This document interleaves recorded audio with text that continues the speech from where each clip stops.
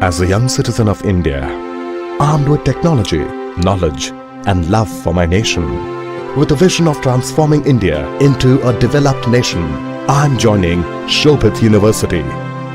What about you? Very good morning to all the participants from India and abroad. Shobhit Institute of Engineering and Technology, Meerut, deemed to be university, and its Centers of Excellence, Center for Agricultural Informatics and E-Governance Research Studies, and Center for Agribusiness and Disaster Management Studies extend greetings to the National Webinar Series on Doubling Farmers' Income by 2022, Atmanirbhar Bharat in Agriculture. This webinar series is being hosted on every Thursday at 11 a.m. to 1 p.m. Indian Standard Time. Today is 21st October 2021. The webinar is on the topic ICT Interventions in Agriculture, Challenges and Opportunities.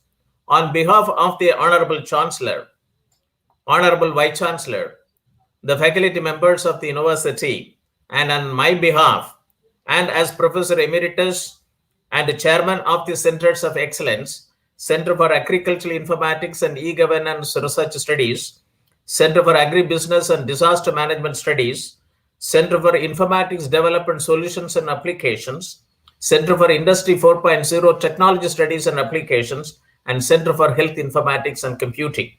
Let me welcome the today's guest speaker to deliver the talk in the 50th edition of this national webinar series, Shrimati Pratibha Lokhande, Deputy Director General, National Informatics Center. We welcome.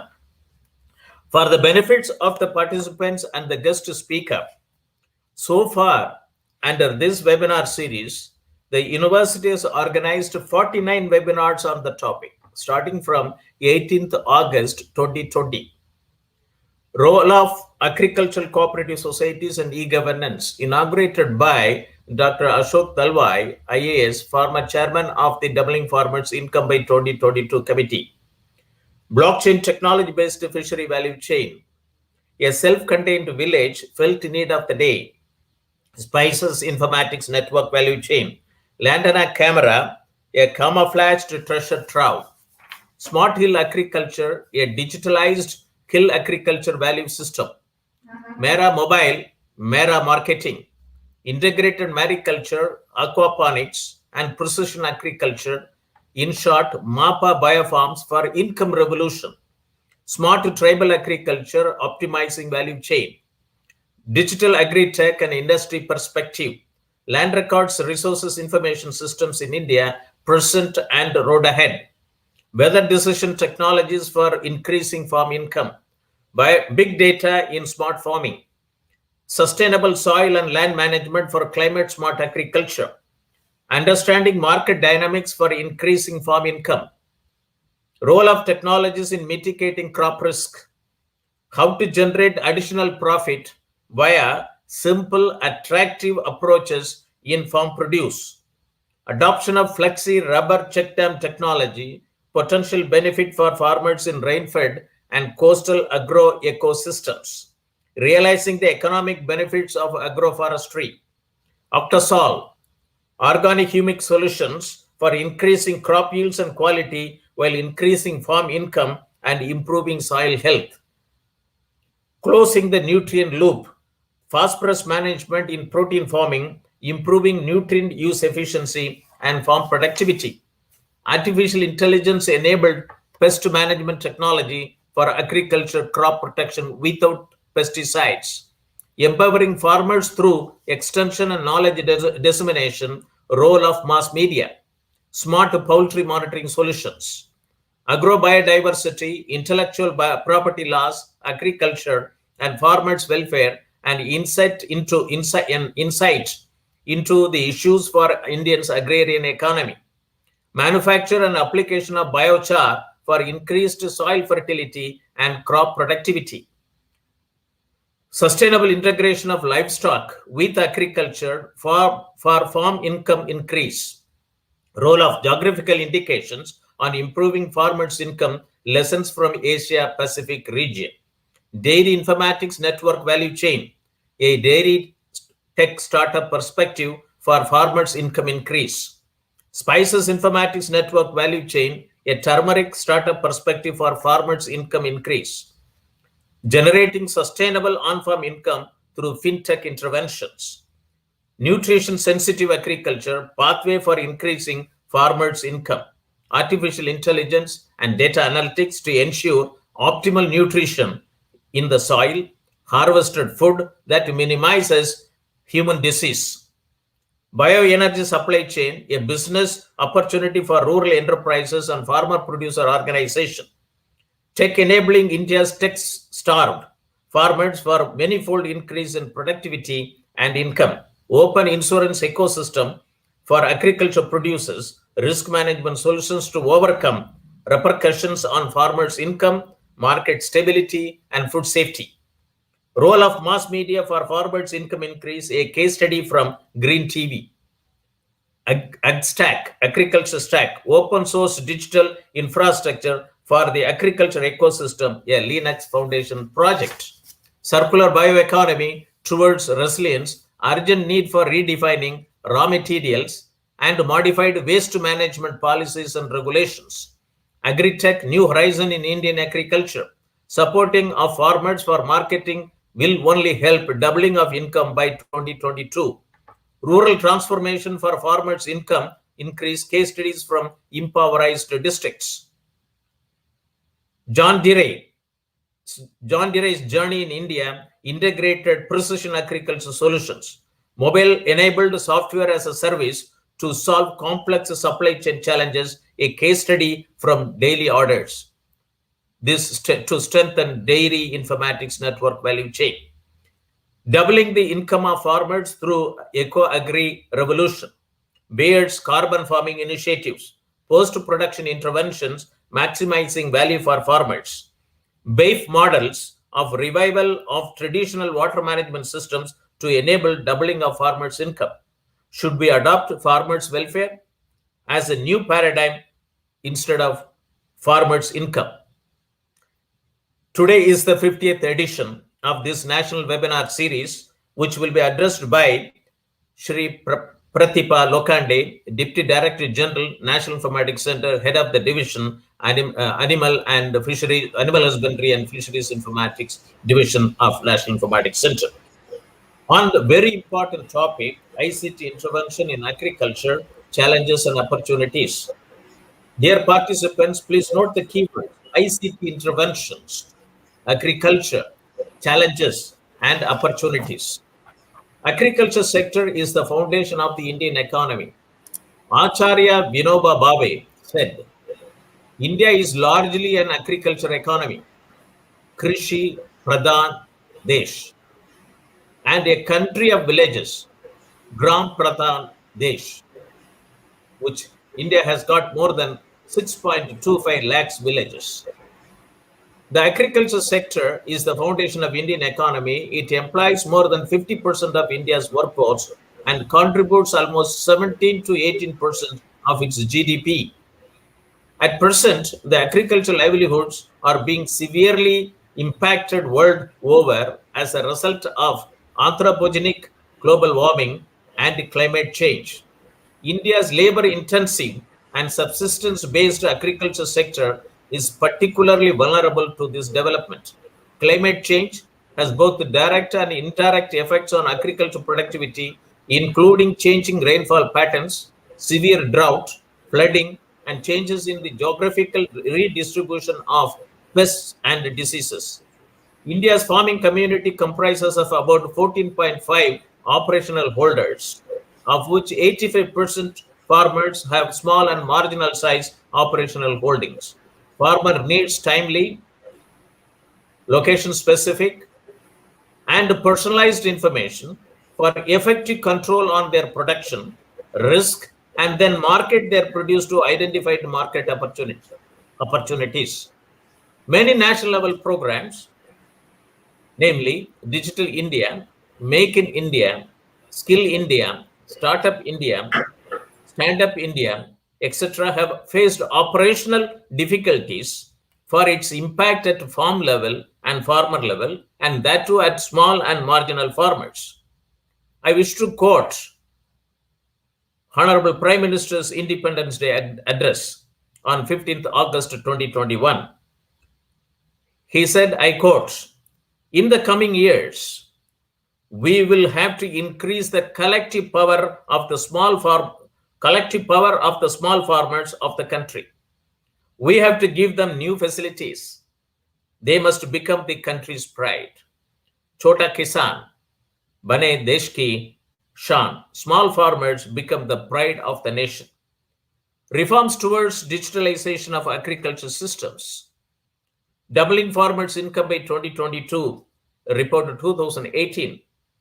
Government of India, through its National Informatics Center, has prepared IT blueprint for agriculture sector through a national conference on informatics for sustainable agriculture development, ISDA, in May 1995, and Smart Village Scheme 2002 to 2007 and 2007-2012, and launched the National E-Governance Program in Agriculture in 2005. The Volume 3, Volume 4, Volume 11, Volume 12B of the Doubling Farmers' Income by 2022 of the Government of India have suggested reforms measures for income rise through digitalization of farming sector. Volume 3, Post-Production Agri-Logistic Maximizing Gains for Farmers. Volume 4, Post-Production Interventions Agriculture Marketing. Volume 11, Empowering the Farmers through Extension and Knowledge Dissemination. And Volume 12B, Digital Technology in Agriculture. Volume 11 and Volume 12B, I have been associated with these two volumes for drafting the recommendations as the group chairman. These are all with the intent to achieve efficiency gains and convert into profitability from farm to fork. Agriculture logistic is the backbone of the agribusiness, and agriculture marketing is the brain behind value addition. The farmer's produce must connect with multiple avenues to obtain value at each place across time and space and in various forms. The Volume 12B has suggested strategic use of digital technology in farming system life cycle through 7 mission mode programs in its chapter 10 of Volume 12B. Let me quote: digitalized agriculture, digital technology and innovation in agriculture, Digital India, Make in India, Skill India, and Startup India programs for transformational reforms in agriculture sector in 3 categories: smart tribal farming, smart irrigated farming, and smart rainfed farming. Digitalized agromet advisories and agriculture risk management solutions. Digitalized agricultural resources information system, agrees, and micro level planning for achieving smart village and smart farming. Digitalized value chain for about 400 agriculture commodities and livestock and fisheries sector. Digitalized access to inputs, technology, knowledge, skill, agriculture finance, credit, marketing, and agribusiness management to the farmers. Digitalized integrated land and water management system, and digitalized farm health management for reduction of farmers' loss, which includes farmer health, plant health, animal health, soil health, water health, and fish health. And doubling farmers' income by 2022 in its volume 11, section 3.2.5 suggests that the need for development of a network of cooperative societies, CoopNet, and automation of each cooperative society, e-cooperatives, to facilitate governance and operational efficiency in the cooperative sector is good for rural India. The 3 Farm Acts enacted during 2020 have become a game changer in India on, to benefit small and marginal farmers in particular. And NABARD Financial Inclusion Survey report, says as follows. And it is also a very comprehensive report on India's agriculture. Mr. Sanjay Vidyarthi, who participated as a speaker earlier in this national webinar series on doubling farmers' income, he quoted from this report. I read it. Pathetic tech adoption by Indian farmers. 5% of the farmers have tractors. 1.2% have drip irrigation facilities. 0.8% sprinkler irrigation. and etc. etc. Only 8% have received any kind of farming skill development training. 92% have not done any training whatsoever. So much for KVKs. Our farming practices are archaic in nature. 75% of the farmers borrow money from non-institutional lenders. Sanjay Vidyarthi add to the above FAO report on India's productivity versus the best in the world, and India is in 2 times to 10 times worse off on yield per hectare than global best in the class in every commodity we grow. These are the facts of Indian agriculture. Everything else is nice. If we fix the above, we will fix Indian agriculture. The Centre's Committee on Doubling Farmers' Income has recommended boosting digital initiatives. Atmanirbhar Bharat, our Honorable Prime Minister's vision to make India a self-reliant economy based on 5 I's: intent, innovation, inclusion, infrastructure, and innovation. Based on 5 pillars: economy, which is quantum jump and not incremental; infrastructure, that one represents modern India; system, 21st century technology driven; vibrant demography, sources of energy for self-reliant and India; and demand, whereby the strength of our demand and supply chain should be utilized to full capacity; vocal for local and make in India for global. These reforms have been systematic, planned, integrated, interconnected, and futuristic for creating strong enterprises, generating employment, and robust supply chain. This is our intent.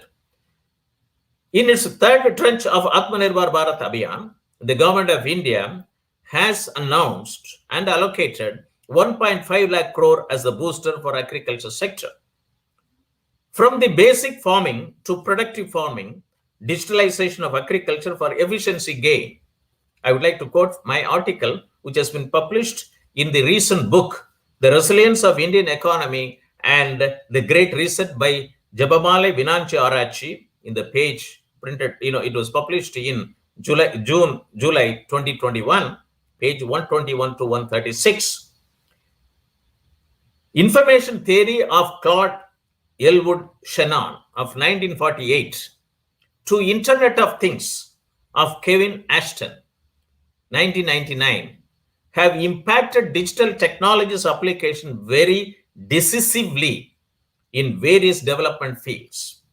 The emerging green technology paradigm, G for genomics, R for robotics, I for informatics, and N for nanotechnology, facilitates digitalization process in agriculture system very intensively and has generated a great demand for agricultural informatics professionals to bridge the gap of ever increasing and evolving human resources for IT startups in farming sector throughout the country, for attaining possible efficiency gain in the agricultural value system.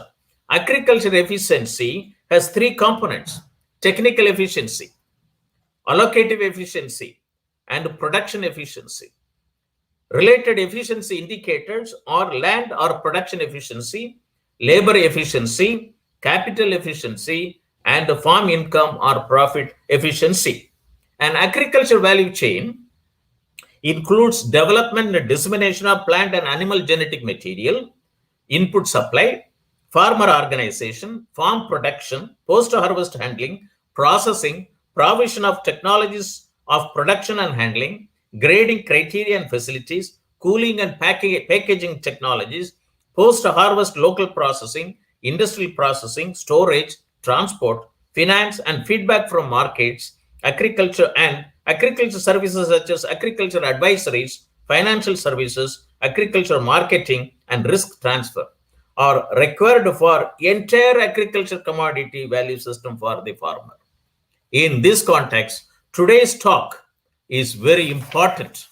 And I also would like to say that the time has come that previously we used to have the slogan Intel Inside.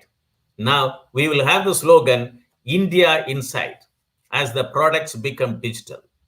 So from Intel Inside to India Insight, ICT intervention in agriculture and challenges and opportunities very important.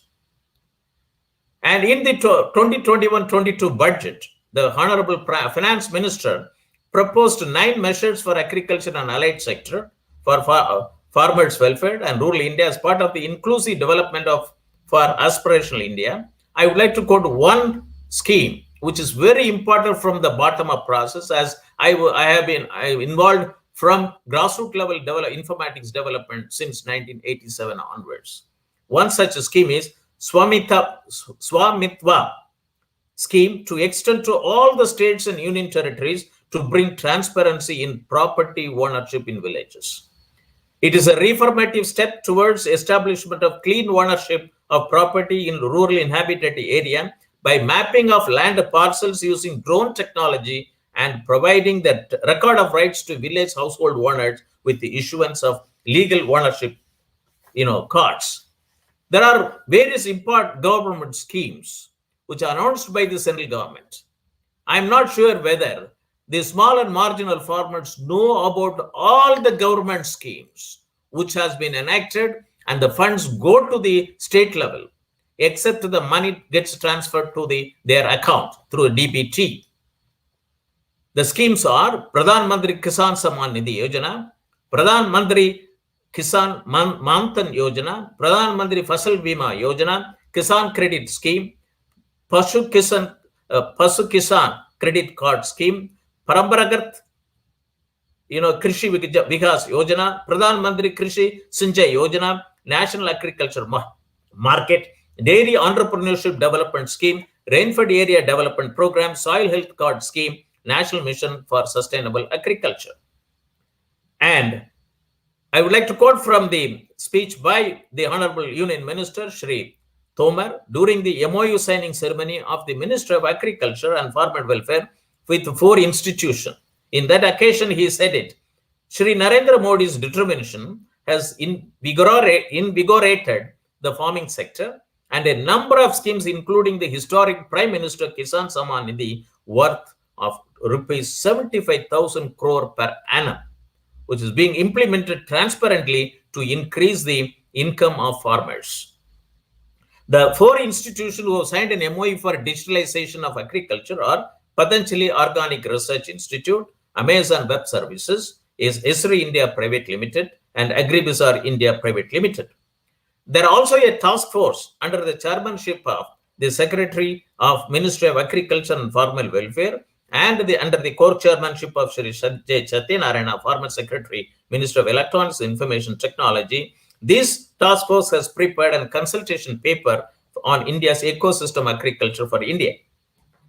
The Doubling Farmers Income Committee report, in its chapter 11 of high-level recommendations, have suggested a very important, recommendation. As a basis to income-led growth of agriculture and farmer welfare, all policies and strategies must adopt fork-to-farm approach, reversing of the farm-to-fork approach now accepted globally.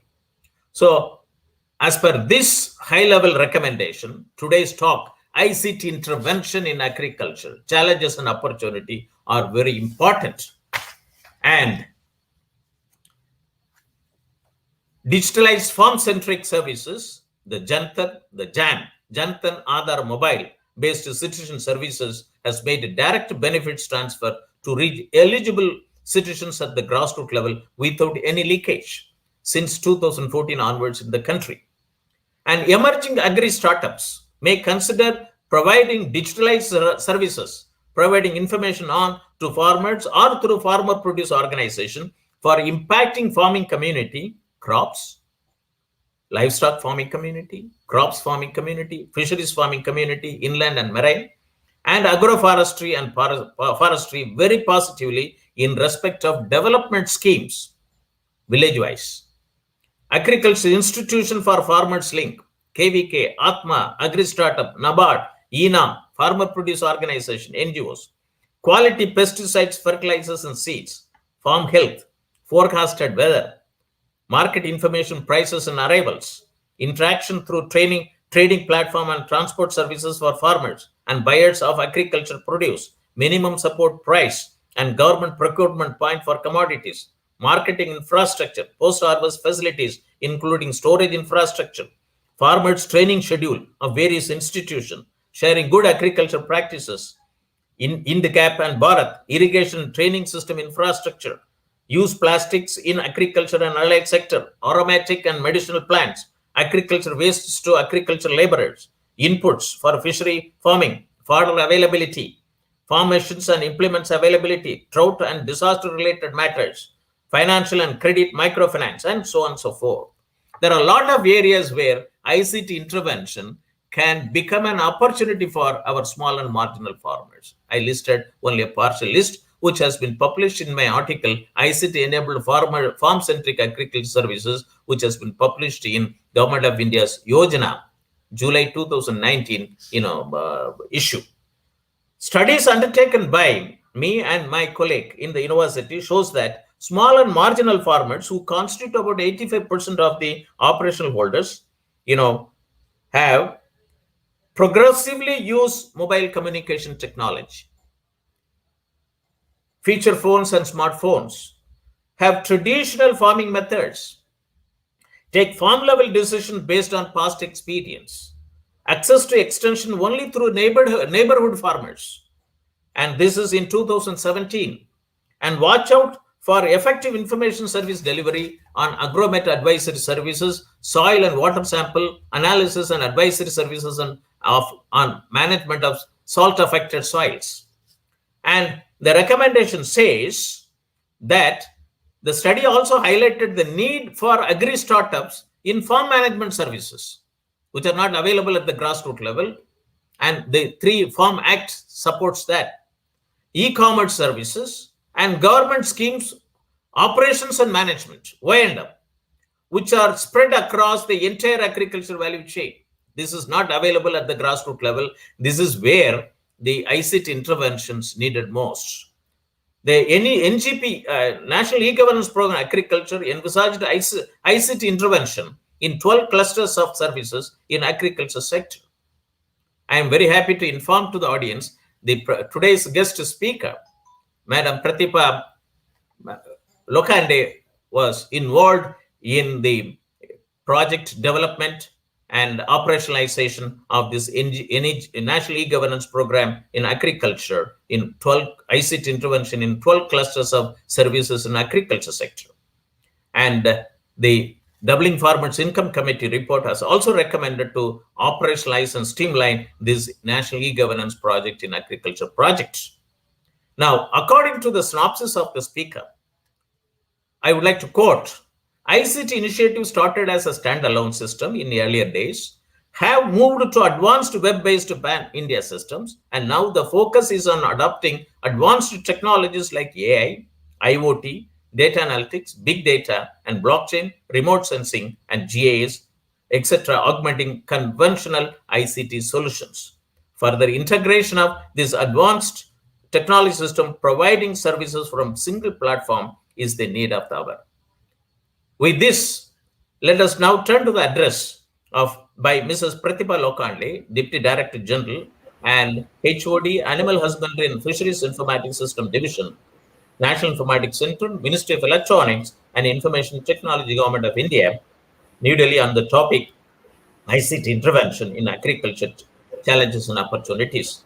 Today's topic will motivate and galvanize the participants watching over telecast through facebook.com/Shobhit University India, youtube.com/Shobhit University in, or LinkedIn/company/Shobhit-University for establishing agri-tech startups.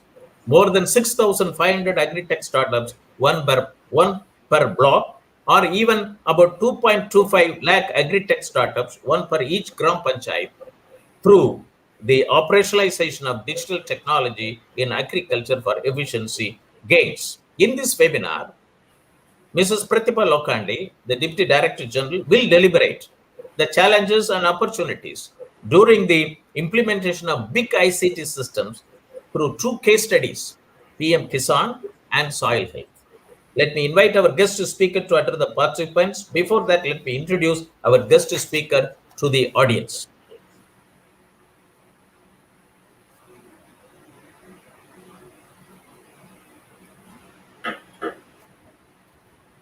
Mrs. Pratibha Lokhande is a senior technocrat in the fields of informatics and e-governance, having more than 30 years of experience.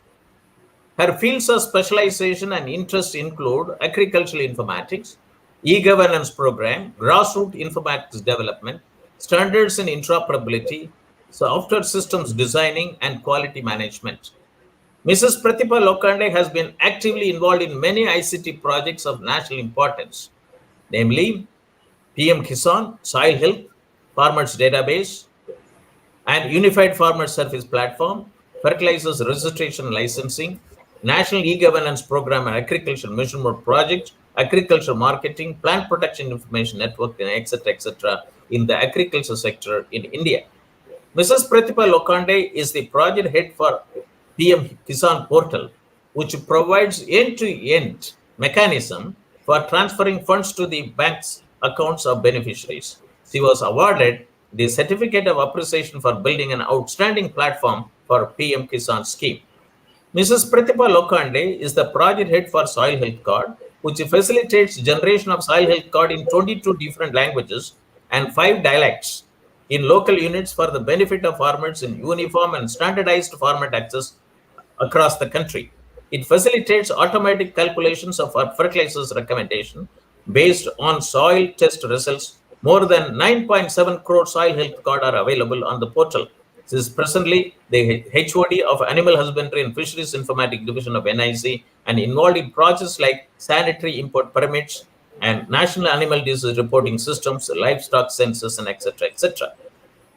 Mrs. Pratibha Lokhande was earlier associated with the design and implementation of AgmarkNet project, which won several awards, such as Innovations in Administrative Select Platform, finalized in Stockholm Challenge 2006, Microsoft Award, and her other project, Plant Quarantine Information System, implemented under the Plant Protection Information Network, is the first G2B and G2G e-governance workflow applications system implemented in the Department of Agriculture and Cooperation, Ministry of Agriculture. Mrs. Pratibha Lokhande was the member convener of the task force constituted for the policy document for identity and access management under the National E-Governance Program, and also the member of the task force set up by policy document on e-forms under the National E-Governance Program of Government of India. With this introduction, I welcome Madam Pratibha Lokhande, Deputy Director General, National Informatics Center, to address National Webinar Series on Doubling Farmers' Income by 2022, Atmanirbhar Bharat in Agriculture, on the topic ICT Intervention in Agriculture, Challenges and Opportunities. Over to Madam Pratibha Lokhande for your address. Thank you very much. Thank you very much, sir. Thank you for your information on agriculture. It was really good information on agriculture which you have given to participants. Now I will share my presentation. And also thank you for opportunity given to me for presenting this lecture. I will share my presentation now.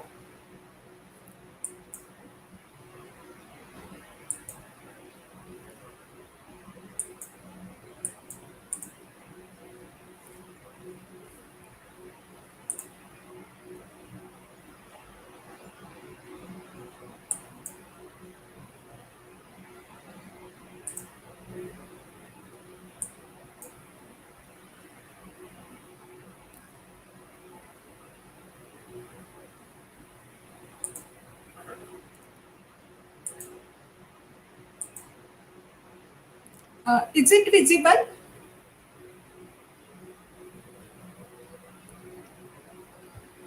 Visible. It is visible. Yes. So my topic is ICT intervention in agriculture, and what are challenges and opportunities available in this.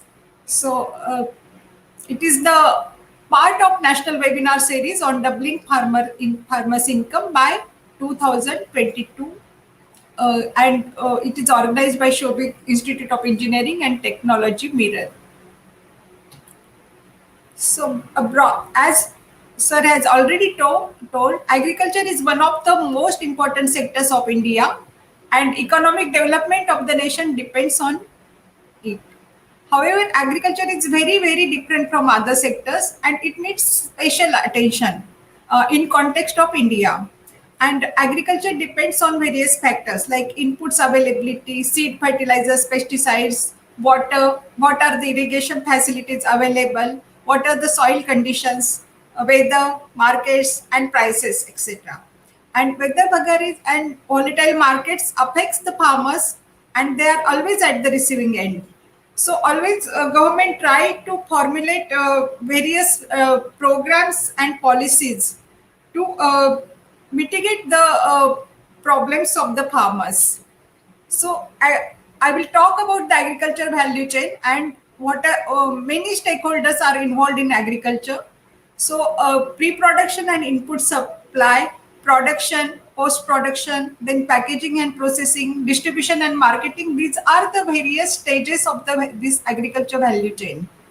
And inputs, various stakeholders involved, like for inputs there are various seed dealers, fertilizer dealers, pesticide dealers, farm equipment dealers, then banking and financing organizations, livestock dealers are there. So all these are input providers, and these inputs are provided to farmers. Then farmer is responsible for all production and post production, like he produce his products, and then these are provided to agriculture markets. Then wholesale traders, exporters are involved in marketing his produce.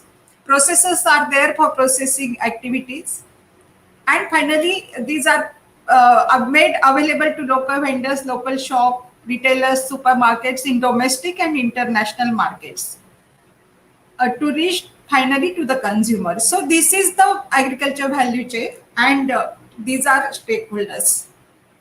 So various services are needed by farmers during all these stages. So there are mainly three stages: production, harvesting, and marketing for the farmers. So he needs the services for getting the seeds. He needs quality seeds.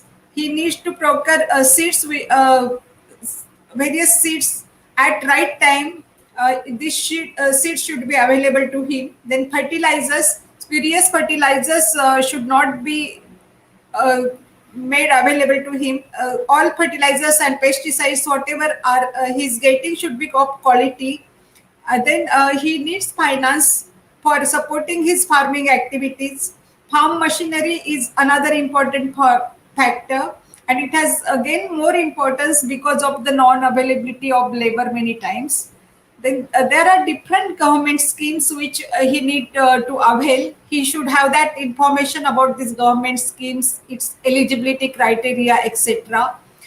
He should get timely weather updates, and these weather updates should be localized updates. Then only he can act accordingly.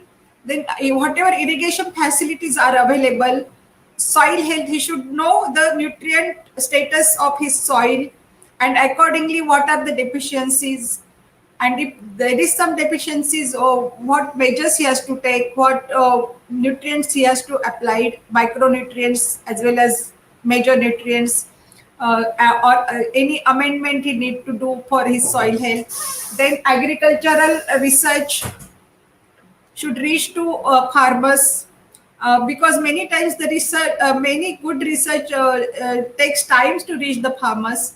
Then various training and extension services he needs to avail. During harvesting, he needs harvesting equipment. He needs storage for his produce. Various cold storages or go down should be available to him, and he should she should be informed about the availability and what quantity can be stored in those storages. Market arrivals. During marketing stages, he should be knowing about the market arrivals, then market prices, and if he want to sell his produce on minimal support price, then there are certain quality checks. So he should be knowing all these things. Then he should be knowing market profiles, like which facilities are available with which markets. So all this information, services, these are needed by the farmer. For this information, ICT interventions can really help farmers, and many times these government, as I have already told, is formulated various ICT programs also, and a roadmap for mainstreaming ICT in agriculture sector was started with the concept of digital network of farmers, which was brought in as the recommendation of the National Conference on Informatics for Sustainable Agriculture Development, is done 1995. It was organized by NIC under the chairmanship of Mr. Moni. And it proposed various recommendations were given, and under these recommendations, it was proposed to develop various digital network for farmers like AgriSnet, an infrastructure network up to block level agricultural offices facilitating agriculture extension and services. Then AgMarkNet to network agricultural produce wholesale markets and rural markets. ARISNet, Agriculture Research Information System Network. SeedNet, Seed Informatics Network. HortNet, Horticulture Informatics Network. PPIN, Plant Protection Informatics Network. And FERTNet, Fertilizer Informatics Network. VistarNet, Agriculture Extension Information System Network. So all these networks, most of them are reality today. Then Department of Agriculture and Farmer Welfare also launched major ICT programs, that is DACnet in 2001, and it was proposed by NIC under the guidance of Mr. Moni.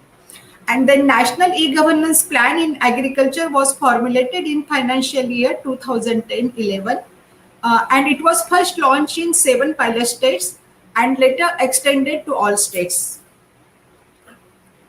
The various service clusters identified under NEGP Agriculture were providing information to farmers on pesticides, fertilizers, and seeds, providing information on soil health, providing information on crop, farm machinery, training, and good agriculture practices, information on forecasted weather and agromet advisory, information on price, arrivals, procurement point, and interaction platforms, then electronic certification for export and imports, information on marketing infrastructure, monitoring, implementation, evaluation of schemes and programs, information on fisheries, information on irrigation infrastructure, drought relief and management, livestock management.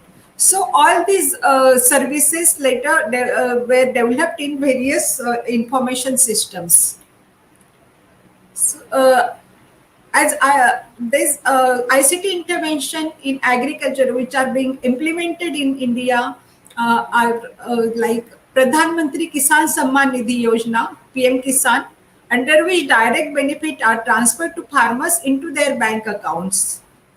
So then farmers database is being developed, as it is the subsequent action after launching of Pradhan Mantri Kisan Samman Nidhi Yojana, that is PM Kisan, because under PM Kisan farmers were identified and their eligibility criteria was decided. So then it was realized that there is necessity that there should be national farmers database. So that initiative has been started, and it will include all landowning farmers in the country. And the objective is to provide unified farmers service platform under this using this farmers database. So various farmer services will be provided and which will be unified in nature. So under this program, various MOU partners are being signed. MOUs are signed with the partners, and it is ongoing program. Then Pradhan Mantri Fasal Bima Yojana, it is the comprehensive crop insurance scheme under which a farmer can register themselves and they can claim their insurance also, amount also. Then soil health management, about this I'm going to talk in detail about soil health management and PM Kisan. Both these two case studies I will talk in detail, and I will discuss what were the challenges we faced, and how we overcome those challenges. All this I will discuss. Then integrated fertilizer management system, that is e-Urvarak. Kisan Suvidha is the umbrella app developed for farmers. Under one app, farmer can get information under for various services. And API are being used to fetch the information through from various application systems, and in unified way it is being provided to farmers. Then Pradhan Mantri Krishi Sinchai Yojana PMKSY, that is about the irrigation facilities available to farmers. Then PowerMap is the application system for generation of cost estimates for deciding minimum support prices. Minimum support prices are decided by CACP organization in under the Ministry of Agriculture, and for that they need the cost estimates. So these cost estimates are based on various parameters. There are the big list of parameters on which this cost estimate depends. So all this data is collected every time, and then cost estimates are derived. And for that, this scientific application system has been developed. Then plant quarantine information system is about the import and export certification. Under this system, as I have, sir has already told, that it is the under which applicant can apply online for import release order while importing, and for export phytosanitary certificate is being generated, and for that applicant can again apply online, and then the whole workflow process is online process.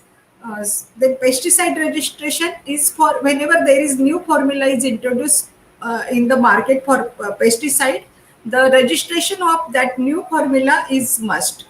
So CIBRC is the organization under Department of Plant Protection and Quarantine, which provides this pesticide registration. So pesticide registration system is again the workflow system under which applicant can apply for registration of their pesticides. It provides the Me Too application also, registration for Me Too applications. They submit they submit huge documents, and then all these documents are processed online in various divisions of CIBRC, like chemistry division, packaging division, then law division, and it goes through workflow system, and then finally the certificate is generated, and which is digitally signed. All these certificates are digitally signed, and then these are available online. The Agri-Machinery DBT portal for facilitating farm mechanization is available. So farmer can apply and they can avail the subsidy available for farm mechanization. Then Agriculture Marketing Information Systems Network, AgMarkNet. It is about the agricultural market produce arrivals and prices. So in the morning till 10 o'clock, all the markets report their whatever commodities have been transacted in the agricultural markets, which are called APMCs in India, Agriculture Produce Market Committees. And then these prices are available to the farmers. It also gives the information of arrivals prices and minimum support prices, which are the minimum support prices available for farmers for various 27 major commodities. Then a National Agriculture Marketplace, ENAM. It is for transacting the agricultural commodities. It is the online platform available for transacting those commodities. Then Kisan Rath is the mobile app for facilitating farmers and FPOs and traders to hire transporters for agri produce. M-Kisan has been developed by Department of Agriculture and Cooperation for sending advisories to the registered farmers through SMS All these advisories are given by different KVKs or scientists or experts, and these advisories are then sent to through SMS to the registered farmers. Then fertilizer registration and licensing system is under development. Means it has been developed and it is being implemented. Crop data is implemented in Chhattisgarh. Crop-based surveillance and advisory is implemented by Government of Maharashtra. Raitu Bandhu scheme, Farmers Investment Support Scheme is by Government of Telangana. Then Pan India system for seed certification, traceability, and seed supply chain. It is under consideration, and it will be implemented. It is means proposal has been submitted and it is under consideration. Then PGS India is about organic product certification, in which the farmer groups are formed, and they give organic certification after checking all conditions for these certifications. Then agri-clinic and agri-business center schemes for setting up agri-ventures. So AC and ABC system is for providing all these status, all for setting up agri-ventures. Then Atma is Agricultural Technology Management Agency for providing training to farmers through extension workers. So this system gives the information about which trainings are being organized and how many farmers participated, what was the topic, and everything about agriculture extension and training. Then HORTNET is the workflow system for disbursement of subsidy for horticulture crops. Then for animal husbandry, dairying, and fisheries, there are various systems developed. These includes the National Animal Disease Reporting System, livestock census, then sanitary import permit. This is again the import certification required when some animal or some means is brought to India, then he must get the sanitary import permit. So he applies online and the permit is given to him after processing his application. Then Real Cup is the fishing vessel registration system. It is developed by NIC Kerala.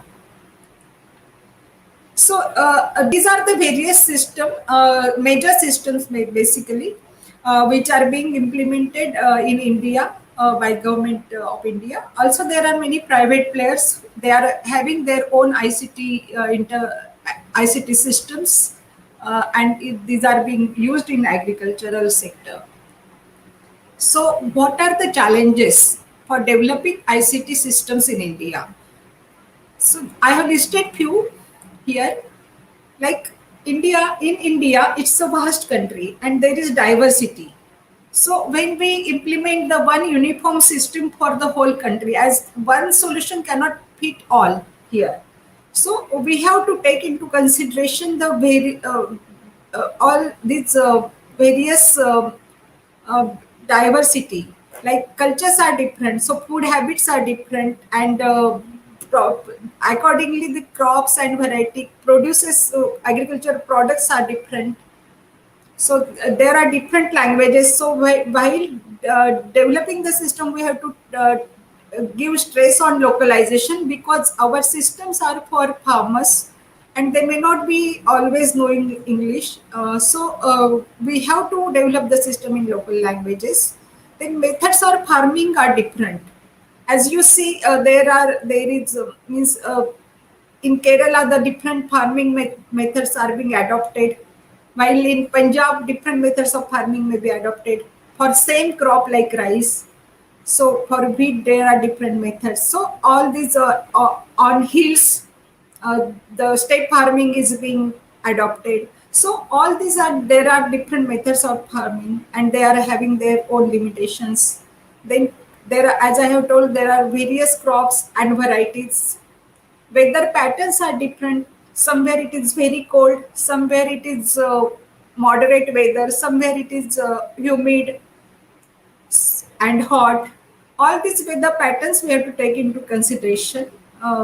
Then soil types are different. black soil is there, red soil is there. There are more than 100 soil types in India. Then there are different landscapes. Like somewhere there is means black soil. I already told there may be hilly landscapes. Somewhere there are flat landscapes, and somewhere sea shores are there for farming, like for coconut and all. So these are all these diversities are there, and when we develop the systems, ICT system also, we have to take that these things, we have to accommodate all these things while developing the system, that we should support all these types of farming methods or languages or cultures and everything. Then second challenge is dimension. As you see, all our systems are very big, because you see the size of India, and everything is become very big, because there are around 14 crore farmers. India's arable land area of 159.7 million hectares is there, and it is the second largest in the world. Then there are more than 300 crops and 2000 varieties. These are only about major things I am talking. And then there are more than 7,000 agricultural markets. So everything number is very big. So accordingly, we have to, our databases are big, and we have to take into consideration all these things. Then stakeholders, there are multiple stakeholders in agricultural sectors, like farmers are there, then government is there, state governments are there, central government, then there are district offices are there, block level offices are there. Since it is federal structure is being followed in India, so up to villages, so different levels are there. Then there are input manufacturers, dealers, retailers, financing institutes are there. Different types of institutes are there. Cooperative societies are there, lenders. Then agricultural markets, research institute, transporters, service providers, etc. So all these stakeholders we have to take into consideration. Then adoption of technology, there may be some resistance for adoption of technology, or technology reaches very at slow space at grassroots levels. So these are the challenges, that technology, even if it reaches the beneficiary should be able to adopt it. Latest technology should be available to him. Then grassroots level, he should be ready to adopt that technology. He should have that skill for adoption of technology.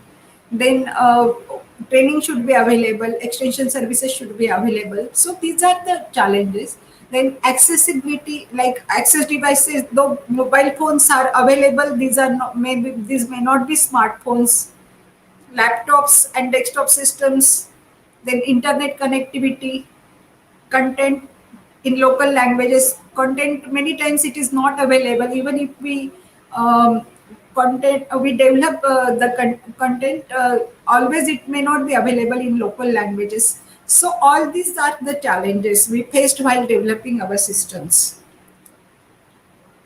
So what are the opportunities in all these diverse conditions? There lies opportunities. So to overcome all the challenges, there are many government interventions, and government always come forward for providing support. It has implemented many ICT intervention, and programs and schemes are formulated accordingly, taking into all consideration all limitations and all problems. Then, as I have already listed the various government interventions, then connectivity is increasing, uh, cables are being laid, Wi-Fi points are being developed. So all these are positive trends are there. Then technology is becoming affordable day by day. The access devices are being becoming cheaper, and even now there is laying of fiber cables also. So and all these internet rates are very cheap in India compared to other parts of the world. So all this how because of this ICT intervention has really progressed well in India. Then infrastructure availability, it is the one of the important opportunity, and for development of all these infrastructure, the conditions are favorable nowadays. Like there are cloud infrastructure, there are public means government clouds as well as private sector clouds are available now, hosting your applications. And again there is opportunity for developing all this infrastructure also for private players. Then wi-fi, developing wi-fi point, internet connectivity. So all these opportunities are there. And then emerging technology, this is the really great thing that now we are having artificial intelligence, blockchain, internet of things, cloud technology, drone technology. Then GIS is there, and then remote sensing is there. And as you know, defense already is mapping their own land using remote sensing and GIS technology. So all these are opportunities. Like drone technology is also being used for mapping of the lands. Drone technology is being used uh, for pesticide spray and fertilizer spray, etc. It can be means, though it is not immediately available, but in future it will be, definitely it will be made available. Then cloud technology, we can use cloud technology for storing our big databases and applications. Then internet of things, by using this we can know the conditions on the farm, like soil condition, and then weather condition can be collected by using the devices having inter IoT devices. Then blockchain technology, it is again very important technology in agricultural sector also. It is very useful for traceability, and in agriculture sector, traceability is very important. That is, traceability is important for seeds. Like seed, suppose some seed is there, then what are its origin and how it has been traveled through the supply chain. So that is very important, because it will help in weeding out the spurious seeds, spurious fertilizers and pesticides. Then again, it is blockchain technology can be used for organic product tracing, traceability. So it will be beneficial to both farmers and consumers, since consumer will get genuine products and farmers will get then good price for their organic products. Then artificial intelligence, again it is it has many applications in agriculture information systems. And really it will be very useful for research students. They can take one applications under this artificial intelligence. Artificial intelligence can help in finding patterns in agriculture commodity prices and arrivals, and what were the condition at that particular time. So like this, or soil health, it can be used in soil health also, finding patterns of the soils and the product. All this, after integrating all this information, it can be used. So all these are opportunities, and we have to convert these opportunities for our benefits. So now I will take up what are the challenges and we faced in big projects like PM Kisan and soil health. So I will give the case study one as PM Kisan. Uh, PM Kisan, I will just give brief about the PM Kisan and then what challenges we faced and how we overcome those challenges. So it is first case study, and it is India's first national level direct benefit transfer scheme for farmers. So benefits are being transferred to the account of the farmers directly under this scheme. So it is the central scheme, and it was launched on 24th February 2019, and to supplement the financial needs of Uh, landholding farmers. Pratibha, can you hide that the line which is coming at the bottom of your screen? Okay. Just hide it. Okay, good. Yes. Then financial benefits of rupees 6,000 per year is transferred into the accounts of farmer families across the country in 3 equal installments in each quadrimester. Quadrimester means 4 months period. So December to March, April to July, August to November, and it is being transferred through direct benefit transfer mode. And it is being implemented by Department of Agriculture and Farmers Welfare, and it is being implemented through all states and union territories governments, and the responsibility for identification of beneficiaries is given to state governments and UTs, union territories. Then there are various exclusion categories also for this scheme, like income tax payers are not allowed, pensioners, any government employee is not allowed. Uh, Benefits are given to one person in the family, so all these types of exclusions are there. The scheme was originally designed for small and marginal farmers, but later it was extended to all landholding farmers. Around 10 crores farmers are already benefited under the scheme, and more than 84,000 crores are transferred to the beneficiary account even during COVID period, when everything was there was lockdown and everything. But this scheme was uh, really worked, and it timely assistance was provided to farmers. More than 1.59 lakh crores have been released till date. The objective of this scheme is to augment the income of the farmers, to supplement the financial needs of the farmers in procuring various inputs to ensure proper crop health and appropriate yields, commensurate with anticipated farm income at the end of each crop cycle. Then to protect them from falling in the clutches of money lenders for meeting such expenses, and ensure their continuance in farming activities, and to provide timely assistance to farmers for farm operations.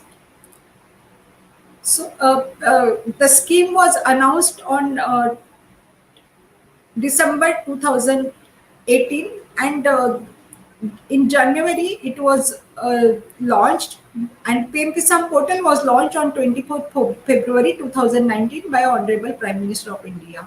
So it is PM Kisan portal is designed and developed by National Informatics Centers, Ministry of Electronics and Information Technology, Government of India, and it provides end-to-end technology solution for transferring the funds directly into the accounts of farmers. It helped in dispersal of funds to large number of farmers in a very short span of time.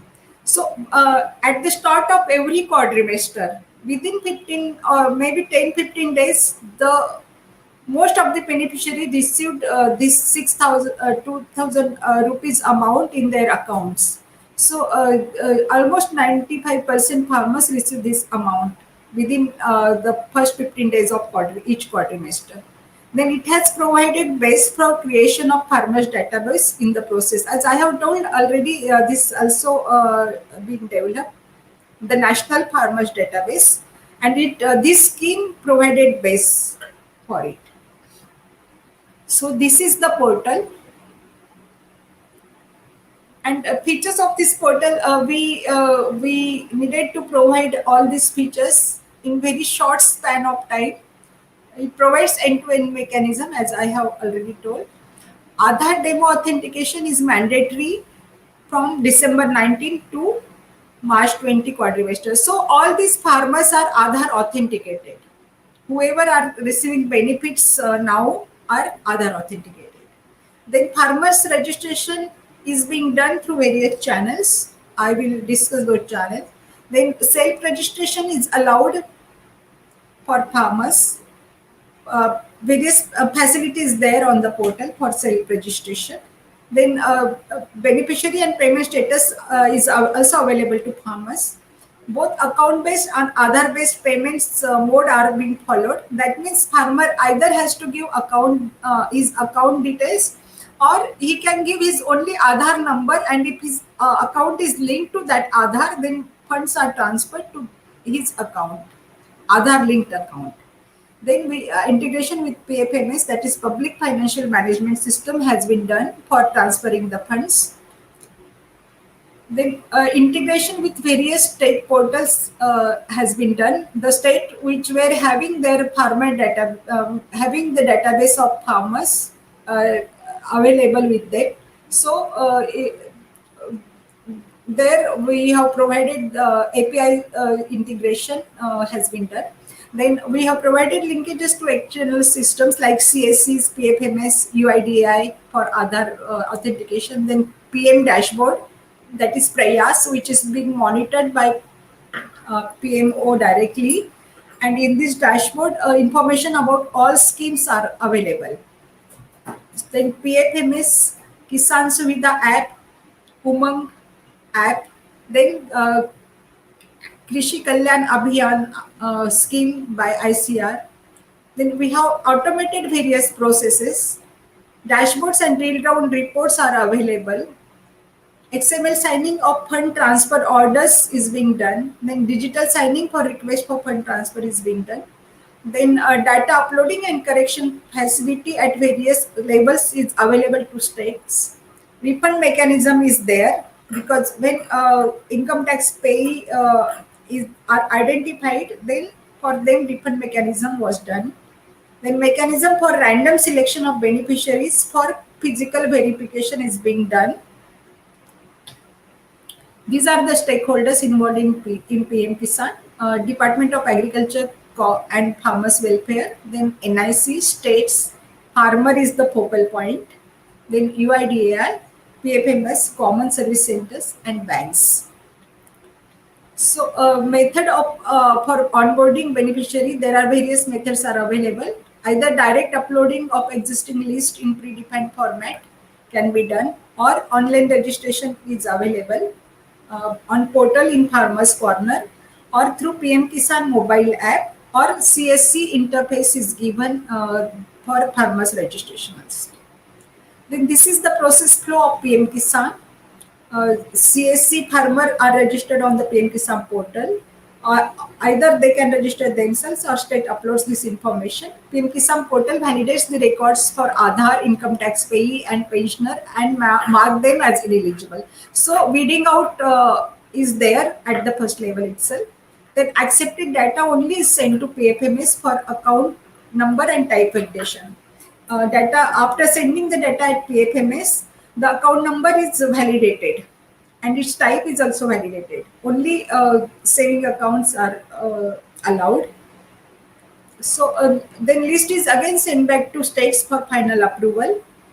There also again state can stop the beneficiary if there is sometimes there are death cases, or they find that beneficiary has become ineligible for the scheme. So they can stop that those beneficiaries, and then they generate request for fund transfer. After request for fund transfer is received by states, central government generates the fund transfer order against signed RFTs. These RFTs are being signed by state government digitally, and then these FTOs are then sent to PFMS for sanction generation. Then sanction orders are created by Department of Agriculture and Farmers Welfare for approved FTOs, and then approved FTOs are then transferred to sponsor banks, and finally the sponsor banks and through NPCI the payment is processed and beneficiary receives the payment in his own bank account, and this list is finally available on the portal. So this is the workflow. These are the stakeholders and activities diagram. So I am explaining the process to know about the complexity of the process. Then this is the stakeholders and activities diagram. District at block level, there are officers, they upload the beneficiary detail, edit, then new beneficiary, register new beneficiary, then verify and approve the beneficiary list. State level also they verify district-wise list, then e-sign the RFTs, then monitor status of beneficiary data submission and release of funds by banks, And this program division in Department of Agriculture and Farmer Welfare, they prepare guidelines, prepare sanction and release of funds, and monitor the scheme. So all the processing happens on the PM Kisan portal. PFMS receives the sanction after all this processing. From PFMS, accredited bank or sponsoring banks gets the funds for disbursal, and then finally the funds are transferred to bank account of the farmers. So, what were the challenges we faced? First challenge was onboarding of states. Like states means then after that identification and verification of farmers for eligibility. This was the very difficult exercise, and states were given this responsibility, and we provided them mechanism so that they can register the beneficiary in one go, because one by one registering of beneficiary in such a short span of time was really challenging. So we provided various mechanisms like bulk uploadation of the data in predefined XML format, then verification of that information, because ineligible beneficiary should not get the benefit.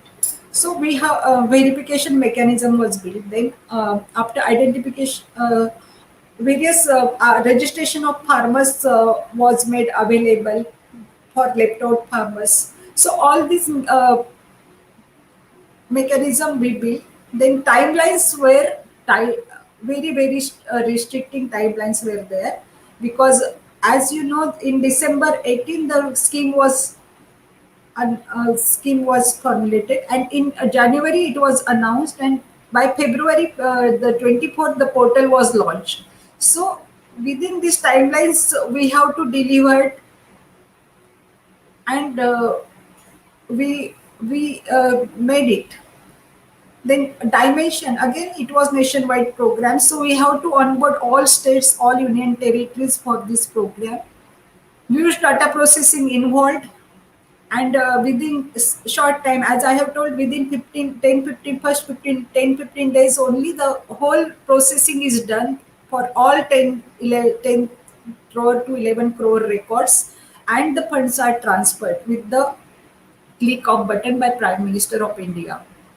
Then security was the major concern and challenge, because since it is the payment scheme involving payments, we have to consider the security as major concern.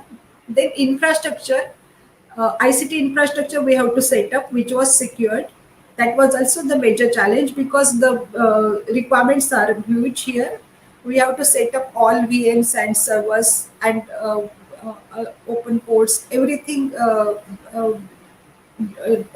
domain registration and everything was set up within no time. So how we overcome all these challenges? So we adopted the implementation strategy, which I am explaining here. Just after announcing, launching before this portal, the provisioning of infrastructure was done by NIC within no time at the time of launch of the portal.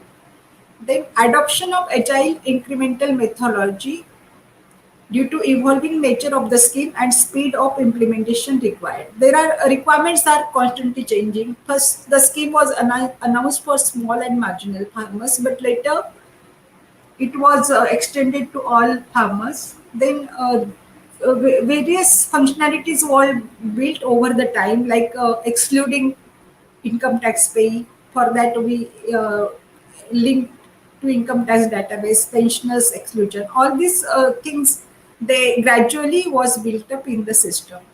Then states are having varying needs. So we have built flexibility in the system to cater to varying needs of the states, because some states they process all this registration of farmers at the state level. In some state it is being processed at district level. At some state it is being done at block level. So each state is having their own varying requirements, different types of reports they need. So all we have adopted the flexibility so that all these requirements of all states are satisfied. Then we separated the public portal and intra portal for more security and more faster processing. Then we introduced the farmer corners on the portal, which is very useful for farmers. And in this farmer corner, the farmers can self-register themselves. They can edit their Aadhaar name. As I have told, the Aadhaar authentication is mandatory. So uh, if there is error in entering the name, then they can correct themselves. And after entering the name, it is being Aadhaar authenticated. Then beneficiary status is available to farmer, which payment is being sent to his account, and if some payment is not being done, then what is the reason, what is the problem in payment processing, like whether he has given wrong account number or his bank has not given the mm, uh, any response, or whether his Aadhaar is not authenticated. All this beneficiary status is available to farmer. He can pinpoint where his payment is pending. Then self-registration status is available, whether after self-registration approval by local authority is necessary. Whether it is approved or pending or rejected, that can be known from the portal. Then localization, the portal is available in 5 local languages at present, and more languages are being built. Then linkages have been provided with PFMS, UIDAI, CSC's PM dashboard, DBT Bharat. Then PM Kisan mobile app has been developed, and it has more than 60 lakh downloads so far. Then we have automated various steps. Integration with state portals has been done. Bulk uploading facility is available in various windows. Digital signing is available. Then correction windows are open to states for whenever there is some issue, like in beneficiary name or in its account details, or in gender or any data, whichever is wrong can be corrected here by states. Then availability of more detailed beneficiary status is available to states, so they can take necessary action. Income tax pay data are excluded by verifying it against the income tax database. Physical verification algorithm has been built in the portal for random selection of beneficiary for physical verification. Then pensioners exclusion has been done based on the pensioners database available with PFMS. Then refund mechanism is available for any eligible beneficiaries, income tax payee and pensioner who have received the payments. Then 100% Aadhaar seeding is being done, so that only genuine beneficiaries should receive the payments. Informatic dashboards and drill down reports are available. Help desk grievance management system is there, on which the farmers can register their grievances, and solution is being provided by states.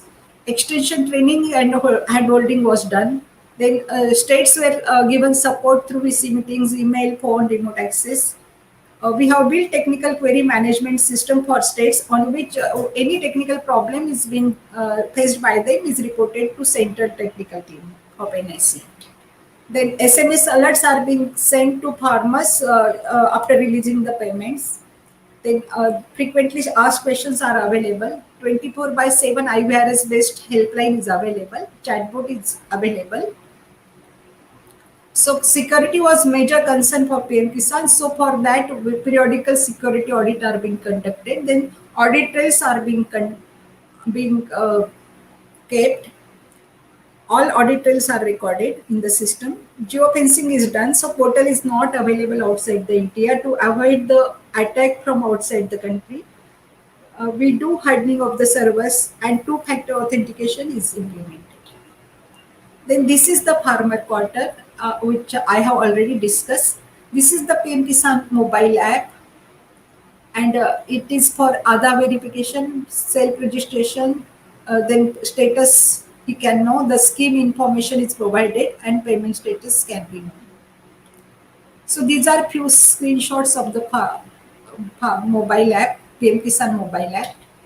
So this is some statistics to know the dimension of the scheme. Total portal hits are more than 65 crores till date within these 2 2 years. Then maximum is at peak day during year is 26.6 lakhs. Average hits per day are 14.4 lakhs. As I have told, PM Kisan mobile app has been downloaded more than 60 lakhs times. IVRS calls received so far are more than 2.58 crores. So this is the achievement. Period-wise number of payments have been listed here. You can see the progress as the period advanced.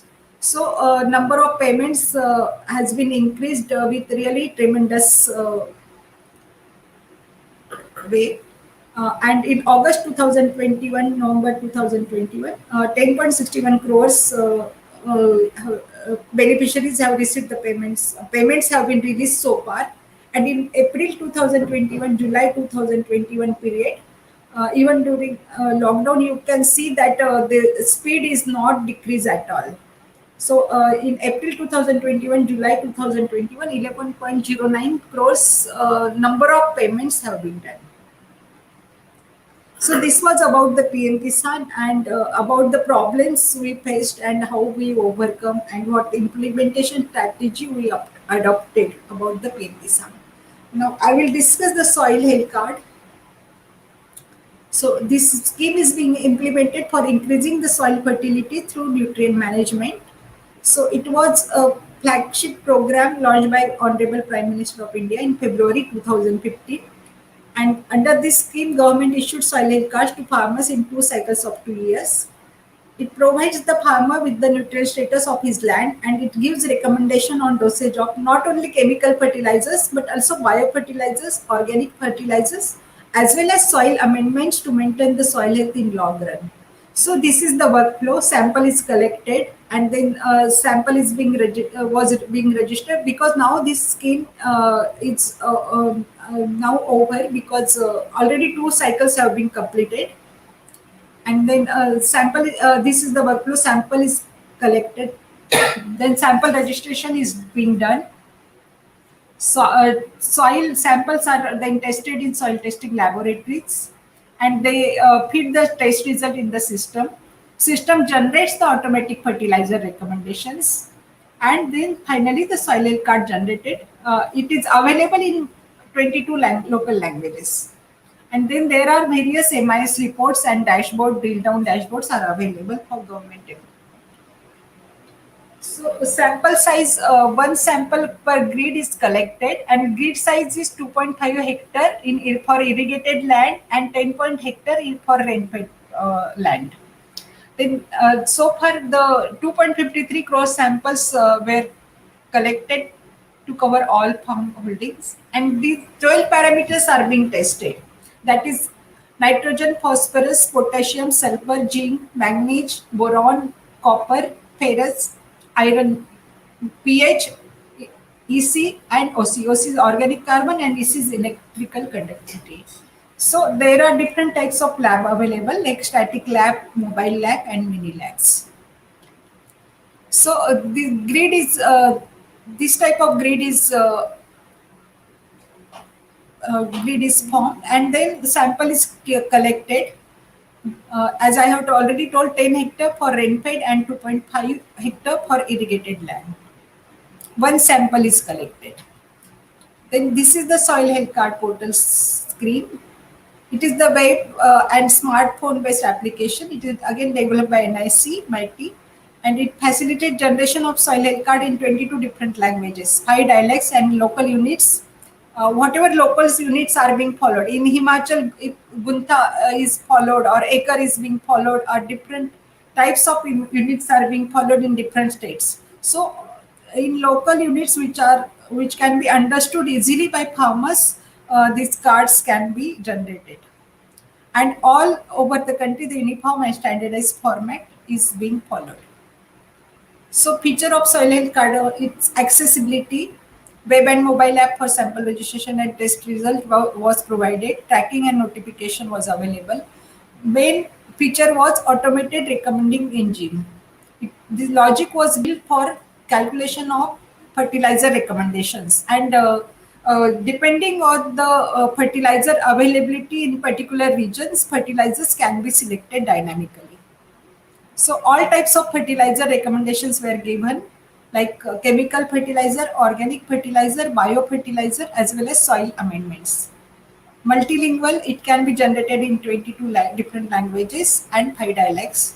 Informative dashboard and for farmers are available, which can be drilled down directly up to the sample level. Then dashboard and MIS reports were available for monitoring. Pictorial maps are available to know the nutrient status, and there were various external interfaces made available.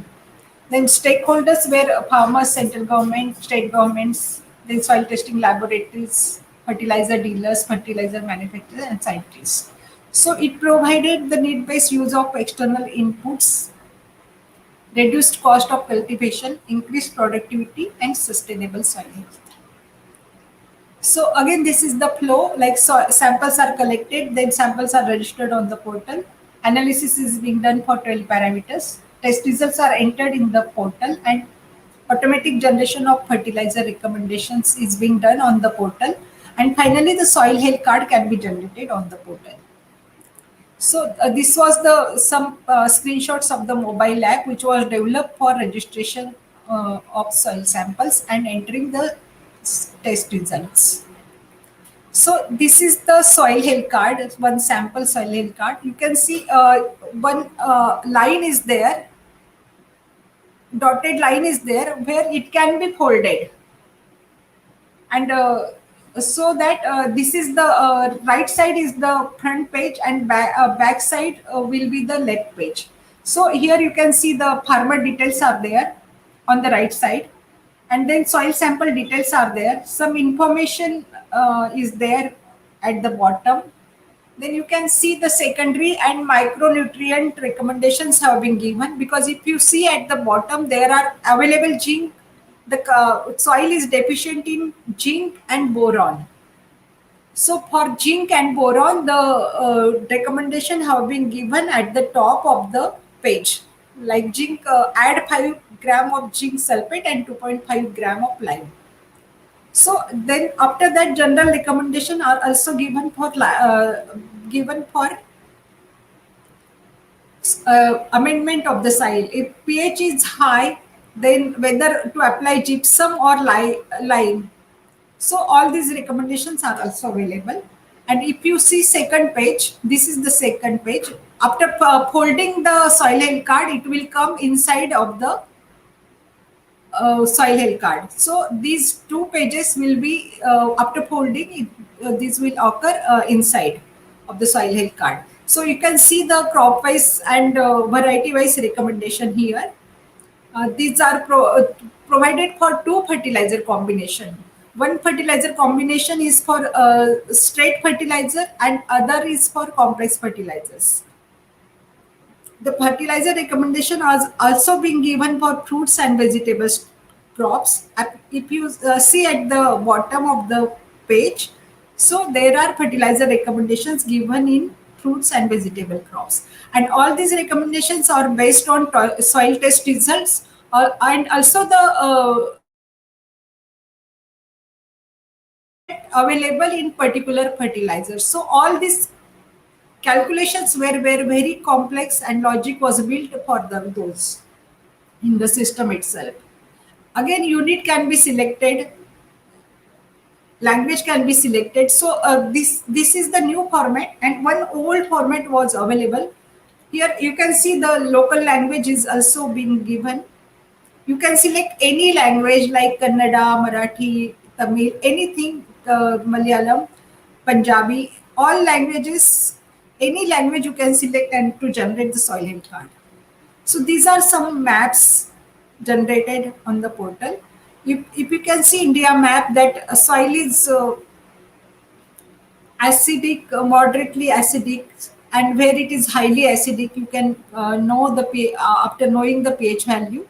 Then zinc status, you can see where there is deficiency and sufficient zinc is available. So organic carbon, where it is very low, all these maps are available. So these are the dashboard which can be drilled down. Like if I want to know where is the very low soil very low in nitrogen, I can click on this pie chart and I can drill down directly up to sample level, farmer level, village level, or any level if I want. So, what were the challenges? Like again, onboarding of states. It was a very big challenge at that time because a few states were having their own soil health card system, generation system, but it was not means a full system. Like they were not giving the fertilizer recommendations. Only the card was uh, displaying their test results. So it was not very useful to the farmers. But they bringing them to for using the national system was the big challenge. And they were having different format for their soil health card and different procedures. And somewhere where they were not testing all 12 parameters, only major parameters like nitrogen, phosphorus, and potassium were being tested. So we have to onboard them and we have to convince them that you have to test all parameters and you have to enter all soil test results and you have to use this uniform format. So we devised this format so nicely that all states finally agreed to use this system, and it was so flexible that each state was ready to use, and they find um, uh, very easy to use, and all fertilizer also they can choose by their own choice as per availability at local level. Then another big challenge was collection of information, like because they have to collect the samples from fields at that time. While the collection of sample, always a farmer may not be available on the spot, and it was representative for sample, so he has to collect the information for that representative sample for all farmers. So that was also the big challenge. Then again, the dimension, like it was nationwide program as samples were collected in crores and information was fed in the system in crores, and again the soil health cards were generated in crores. So you can see the dimension. Then complexity of the logic, you can see, because it was again distributed system, centrally located. Languages were and different dialect also been incorporated. That was also the challenge, that we have to incorporate all languages in the system. Then infrastructure, initially we started with one server, one web server and one database server, but immediately we came to know that it will not be adequate. So we have to enhance our infrastructure, and it was very big challenge because the otherwise system would have gone very slow. So these are the measures we adopted. We designed the uniform format for HSC across the country. It was standardized format.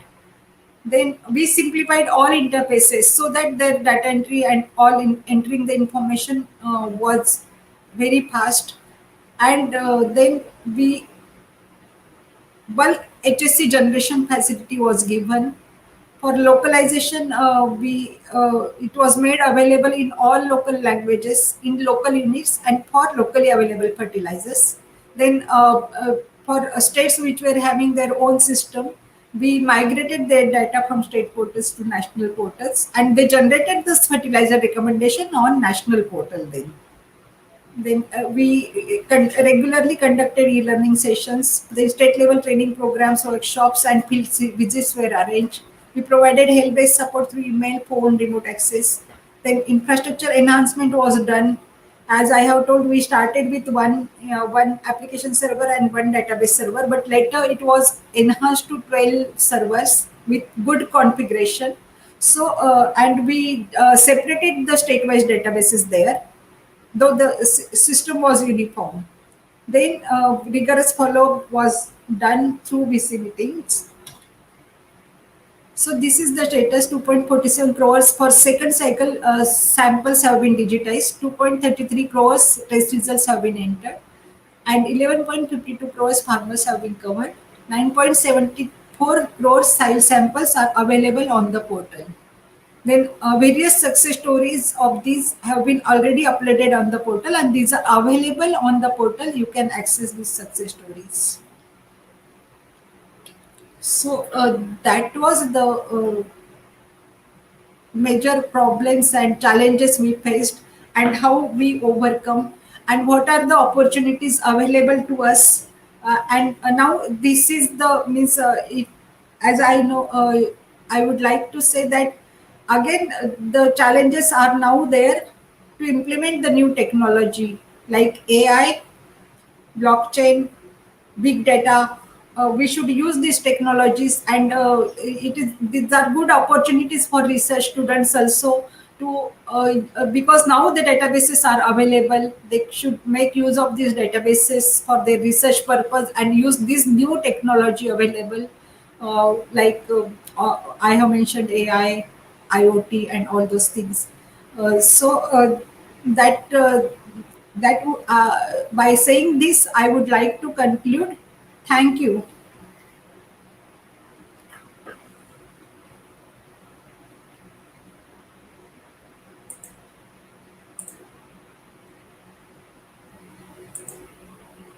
Thank you very much, Mrs. Pratibha Lokhande, for your very important address. And even though I have retired from service in 2013, today I'm feeling very happy that the initiatives which I have, initiated in National Informatics Center when I was in service, starting from 1987, then 2015, and I'm very happy that many of the initiatives have seen the light of the day and it has reached the farmers. And you have traced the journey very effectively, and how we, National Informatics Center was instrumental in formulating digital network for farmers, DNF, and then 15 informatics network.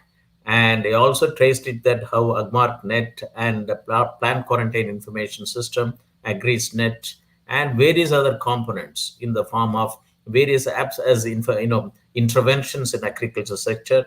And also during the COVID situation, and since 2014, the lot of ICT interventions in the form of national portals where for various important problems associated with the agriculture development. You have talked about it. Thank you very much for taking time to address the national webinar series on doubling farmers' income by 2022 on very important topic, ICT intervention in agriculture, challenges and opportunities. And you also taken two very important national projects, that is PM Kisan, where the direct benefit transfer has been done since February 2019 to the farmers in every quarter, and also the soil health card. It is a very important ICT applications in the country, and this throws a lot of data for the research scholars to get into it. You also acknowledged that the database is available. Now the research scholars can adopt artificial intelligence, big blockchain technology, and big data analytics, and so on and so forth, to utilize it.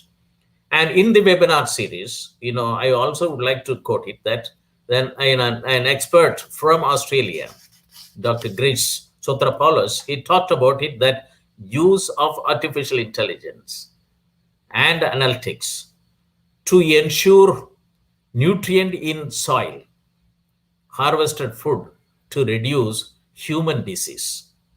So, and this is an very important thing that that's it is a talk by an expert from Australia on the importance of use of artificial intelligence and big data analytics to ensure nutrients in soil, to reduce human disease. And also your talk today has highlighted that the journey which the various government institutions, especially the National Informatics Center, especially the Agricultural Informatics Division of National Informatics Center, where you as the project head were able to operationalize it, and you are also able to talk the challenges and opportunities.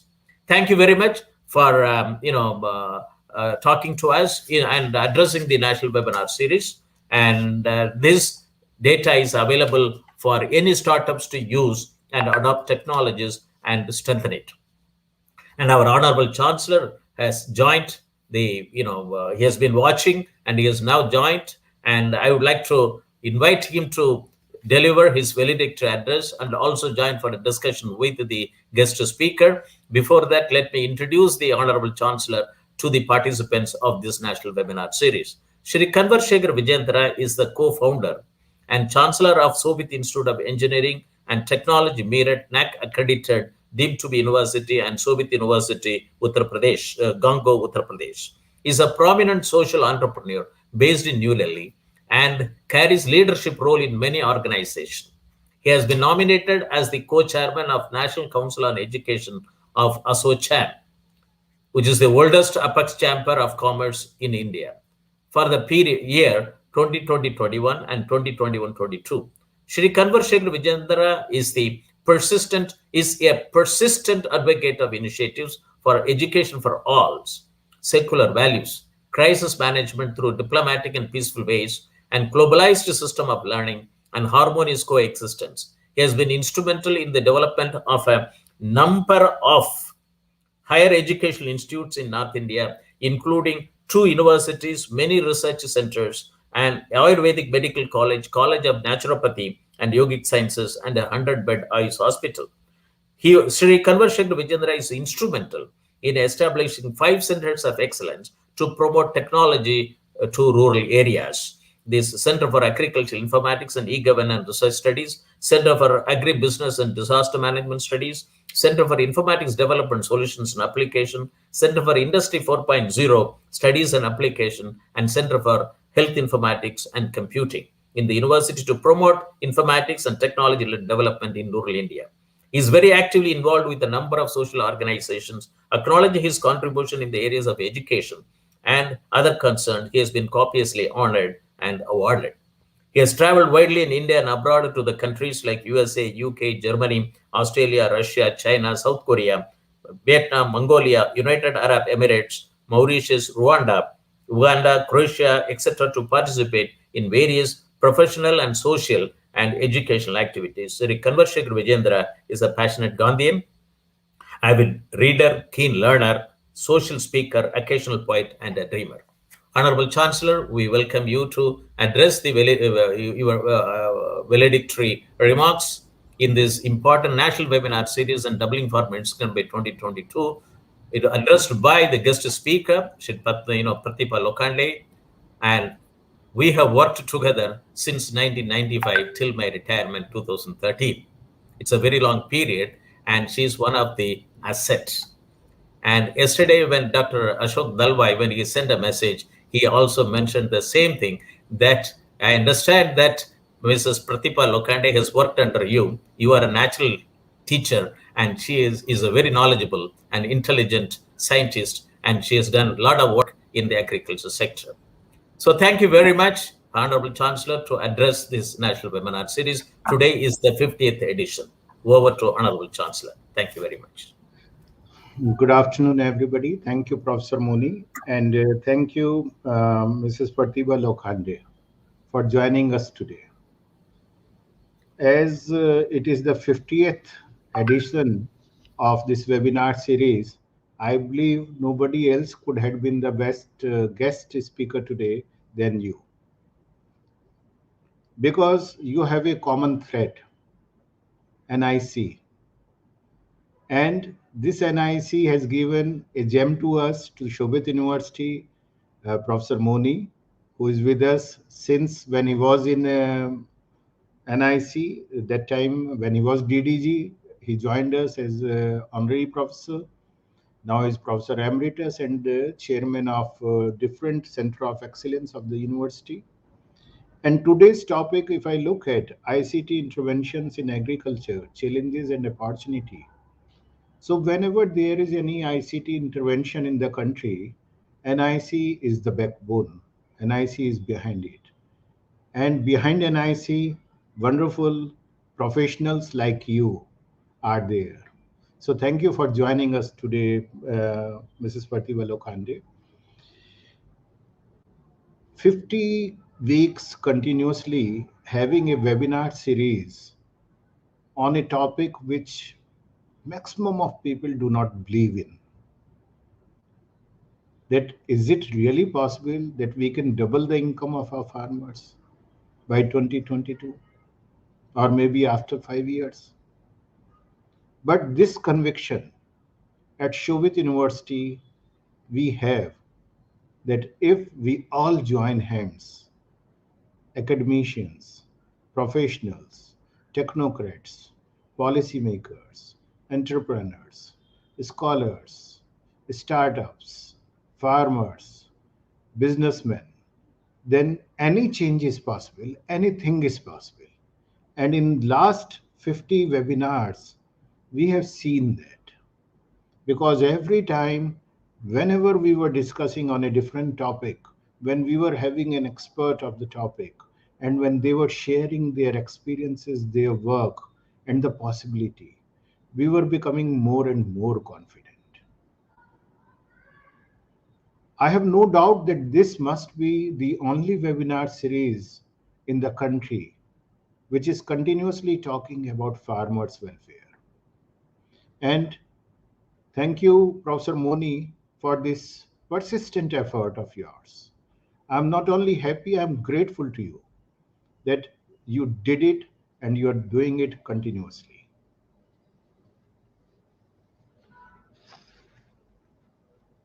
A lot of digital initiatives the country has seen in last few years. Digital India, Make in India, Skill India, Startup India, Stand Up India. So many initiatives came, and every initiative is a wonderful initiative indeed. But what we saw that the impact of all these initiatives was least on our farmers, especially those who are small and marginal farmers. Because in spite of the fact we took initiatives, but we were not able to reach to them. And to reach to the smallest farmer, to the marginal farmers, to the villages, ICT is one thing what has to be there as mobile is today in everybody's hand. It has to be very user friendly. And what is happening generally when the Honorable Prime Minister said on 15th of August this year from the Red Fort, Chota Kisan Bane Desh Ki Shaan. तो जो छोटा किसान है वो देश की शान तभी बन सकता है जब उसके पास हम उन टूल्स को ले जाएं जिससे उसका एम्पावरमेंट हो सकता है. When we can give a confidence to them that you are a part of the mainstream, you are not left out. And the only possibility of taking them into the mainstream is through ICT. And thank you, NIC also, that you are doing, NIC is doing a wonderful job with the wonderful team. 50% of Indian workforce is directly, indirectly related with farming, with agriculture. But still, they are left out. I am happy that when Honorable Prime Minister talks about Atmanirbhar Bharat, and I connect it with ICT. When he says there are 5 I's, intent has to be there. Yes, intent is there. Inclusion has to be there. All schemes, and especially the schemes what Mrs. Pratibha Lokhande discussed in detail today, be it PM Kisan Yojana or Soil Health Card Yojana. Yes, they are very inclusive indeed. So intent is there, inclusion is there, investment is coming, no doubt. Infrastructure and innovation. These two things are challenges. Because infrastructure, if we say the government will create that infrastructure, then I am sure that that day will never come. Because it is not practically possible. So where is the solution? The solution is that available infrastructure has to be used. Optimum utilization of infrastructure which is actually available is to be ensured. And where is that infrastructure available? I always say this country has 1,000+ universities. 40,000 1,000 plus higher education institutions, lakhs and lakhs of schools in every village, in every smallest place, remotest place, we have an educational institution. And maximum of these institutions have at least one lab, one computer lab. So it means the minimum ICT infrastructure is there. And there are many, those who have excellent center of excellence also. They need to be included, inculcated into this system. That it is not only that an IC will have their state offices, district officers, then only we can bring the change.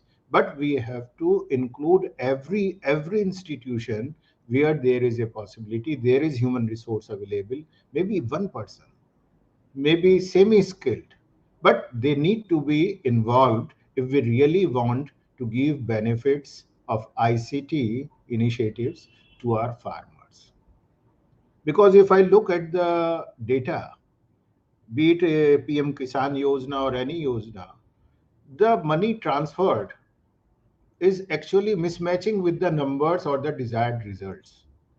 Yes, transfer is happening, no doubt. Possibility is there to escalate it.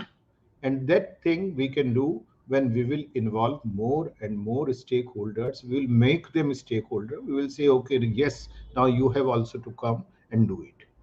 The same thing is with innovation. If we expect our government organizations that they will innovate, yes, they are doing their best to innovate. But we need very new ideas, and sometimes we need wild ideas, those who are coming from the ground level. When Honorable Prime Minister said lab to land or land to lab, so this is not only the technology, it is about ideas also, intangible ideas, wildest ideas, problems, issues, challenges, they need to come to us. And they will again come when this connect will be there, when young boys, girls, farmers, marginal farmers, somebody will go to them and ask them. Because generally what happens that we develop a solution and we say, now this is the solution, please do use it. We do not ask user much. What do you need? What are the real problems? Because the problems what are in Western UP, in Gujarat, problems are different. In tribal areas of Madhya Pradesh, problems are different, but farmers are same. If I will go to Ladakh, problems may be different completely, or in Thar areas, it is different. Issues are different. Infrastructure is different. These all things need to be taken care, and I am sure that with NIC having a very active role in developing ICT infrastructure for the country, many more things can be done. And this webinar series, 50th edition of this webinar series, is dedicated to that. Because throughout this webinar series, we were talking about every new technology. We were talking about artificial intelligence. We were talking about IoT, data analytics, big data, blockchain, remote sensing, GIS, and whatnot. We are talking to experts how it can be used for enhancing, for doubling the income of the farmers, or to add value to the agriculture sector of the country. Honorable Prime Minister and different states, they've also started a lot of initiatives, as already Dr. Lokhande has discussed. And now, Dr. Pratibha, I just realized I used the word Dr. Lokhande. So it means now there is a task with you also. Maybe you will like to do that also, fulfill your dream. And Shobhit University can be a platform for that also for you. You can think of that later on. And among all those things, initiatives, so many initiatives are there. I think the most important initiative to me is one which is called ATMA. Because when I was going through all these initiatives, I found that one agri-clinic and agri-business centers to set up agri-ventures, it is very important. Because student, youth, they do not know what are the possibilities, what are the potential in agriculture sector. Still we feel we talk about farmers in big conferences, seminars, symposiums, summits, but we do not invite local farmers. We invite experts from the world, but local farmers we generally forget. However, in Shobhit University, we ensure that farmers are also there, but in general, the practice is not there to invite the local person, the local farmer. And that's why what happens that the children, those who are studying with us, the students, even in our agriculture department, who are coming from farming family, they feel, oh, there is no respect of the farmers. Why I should go? So there are such initiatives where we talk about agribusiness centers or programs like in Shobhit University we have. Like we have MBA in agribusiness, we have MTech and BTech program in agri-informatics. Such initiatives need to be propagated and developed more and more with the help of different stakeholders. And second, very important thing, what is this Agricultural Technology Management Agency, ATMA? So when I was reading it, suddenly for me, it appeared like Atma, the soul. And I think this management of agricultural technologies for the benefit of the farmers at the remotest area for the marginal and the smallest farmer is the most important thing, what we all have to do together. I thank again Madam Lokhande, Professor Moni, the chairman of Center for Agricultural Informatics and E-Governance Research Studies and Center for Agribusiness and Disaster Management Studies, for not only starting this initiative, but doing it in very effective manner. And madam, as you are heading Animal Husbandry and Fishery Informatics Division also, we were doing an informal survey, like especially when I go to villages, when I go to my native place or otherwise here and there, wherever we get an opportunity, we talk to people that, okay, what can be done? What is happening? Unfortunately, in small areas, awareness is really very less, really very less. And for that, I do not know. Professor Moni must be knowing better than me, and you must be aware of that how NIC and Shobhit University can come together at least to create awareness drives, where we can utilize our infrastructure, which is available not only in Meerut, but in a small town where a second university is there in Gango district, Saharanpur. And we have a strong agriculture department over there. That how we can create awareness together. Because if we go alone, then we have our own limitations. But if we go with an organization, the backbone of ICT of the country, NIC, definitely impact utility and it may be completely different. We may be more effective. So please do think about that also. So thank you very much and congratulations, Professor Moni, for a persistent, wonderful effort you had. And thank you, Madam, for joining us today, Mrs. Pratibha Lokhande. It was indeed a pleasure to listening to you. I was off the stage listening to you, and everything you explained so much in detail and so effectively that I am sure that those who are listening to you today must be benefited. And a lot of research can be done on the data which is available already with NIC and with other agencies. It can be done, and I am sure that some scholars will be motivated to take benefit of this webinar of the day. Thank you very much. Namaste. Thank you very much, the Honorable Chancellor. And Madam Pratibha Lokhande, you would like to say a few words? Yes. Thank you, sir. First of all, thank you very much for giving this opportunity to deliver this lecture. And I also, it was a knowledge gaining experience for me also. As usual, means you have explained about the problems being faced at grassroots levels, because that is true. We by sitting here, we may not be knowing all the problems. But we try to develop the system so that benefits can be reached to grassroots also. Definitely, that is a very wonderful offer you have made, that we should work together. Definitely, we would work together. Thank you, sir. Thank you very much.